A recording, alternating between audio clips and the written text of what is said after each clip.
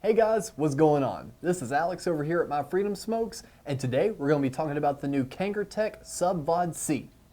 Now, you might be looking at this and wondering why we're doing a video on it. It looks almost exactly the same as the initial Subvod that came out. And using them side by side, I'm really not seeing too much of a difference. In fact, I feel like this one is almost a little bit of a downgrade, unfortunately.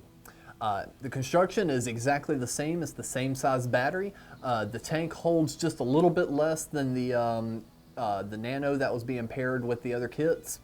But that's really about where the similarities end with the tank. Simply because it looks like you may have some adjustable airflow, but you do not. And we're going to get into that more in a minute. It does have micro USB pass-through charging on the bottom. That way you can vape while charging at the same time. And it even comes with the little cord with it, and it's pretty short too, so you might want to use a different one. And also inside the box, you're always going to get your trusty instruction manual, which I did have to use to figure out how to use this thing. That's probably the first time in a long time I've actually had to refer back to a manual to figure out how to refill this and take the coil out. So you will need that. And of course you also have your authentication code. That way you can always verify and make sure the stuff you get from My Freedom Smokes is legit. So there's nothing to talk about the battery. You've got a 5-click function on and off. When the light goes steady, that means it's on. There's nothing else to talk about. The tank, you refill it from the top just like always. You're gonna simply grab it from the top, unscrew. You can actually just even grab it by the drip tip. It's just all one solid piece. Pull it up, fill it up that way, and then close the top back on. Now, logic would dictate if you couldn't get to the coil from the top, of course you get to the coil from the bottom. And you're right. And keep in mind, I was just taking the excess juice off. This is not modified in any sort of way. This is exactly how it's supposed to be. You flip it upside down, and you just yank it out.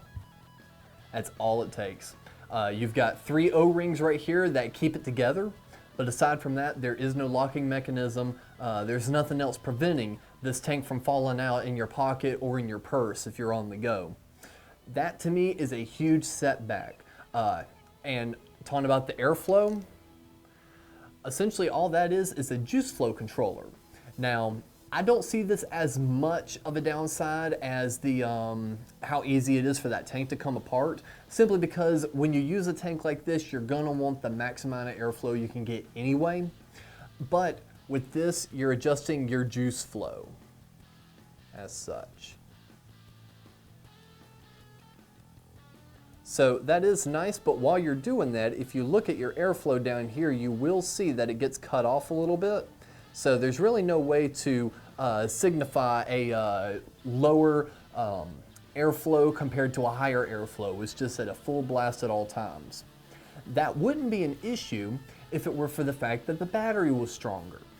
In my opinion, this is not too strong of a battery, so when you take a hit, you really have to hit it for a long time to get some good cloud production. Keep in mind, this is an 80% PG liquid in here, so this is a max VG or pretty close to it.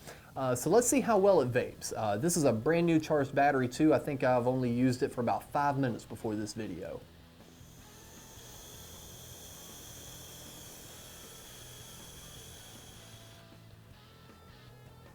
So you still get some really good cloud production, but this is a 0.5 coil in here with a max VG liquid.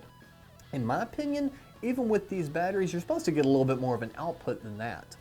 I don't know if it's a battery issue or a tank issue, because you can take the tank off and put it on a different mod. Like so. Just make sure and kind of push down when you're unscrewing it. That way, you know, the bottom doesn't pop off. So you can put this tank on other batteries, which I'm sure you will be able to bump it up and get a little bit more strength out of it. But in my opinion, it's just really not worth it to take the tank off and put it on something else, because I feel like this is its weak point. So honestly, if I'm giving this an out of 10 star, this one winds up falling under a 4. It's not the absolute worst thing I've put my hands on, simply because it's yet to leak. And you do get really good coils in this, and it's a brand you can trust, Kanger. So this isn't a 100% bottom of the barrel, low run thing. I just really wouldn't recommend this for someone on the go. Only because that tank just has me paranoid. I don't like the fact that it's just so easy to pop out like that. It could pop out in your pocket, it could pop out in your purse, and it's just gonna be a sticky, liquidy mess everywhere, and I don't know about you, but that'd ruin my day. So keep that in mind. This might just wanna be your desk mod. That way it stays a little low profile. We already see that we don't get as much on the VG exhales, so that's even a good point if you are trying to be a bit more incognito. So again, I would recommend this one, not as a travel mod, but an at-home or at-office mod. That way, you don't run the risk of this tank flying off the top. So again, a 4 out of 10.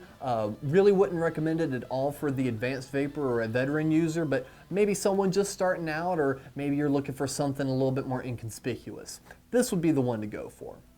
So if you do have any other questions about our products or this one, feel free to leave a comment below, and make sure and follow us on our Facebook, Twitter, and Instagram pages. We always post fun articles and chat with our customers, so come in and join in on the fun. And until next time, thank you for vaping.